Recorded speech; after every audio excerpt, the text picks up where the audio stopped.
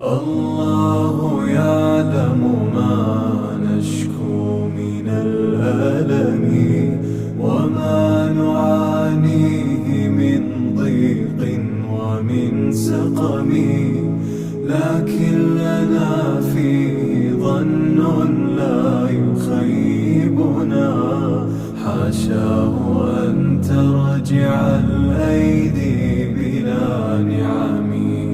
كم جاد من فضله قبل السؤال، وكم أعطى وأغنى بمحض الجود والكرم. الله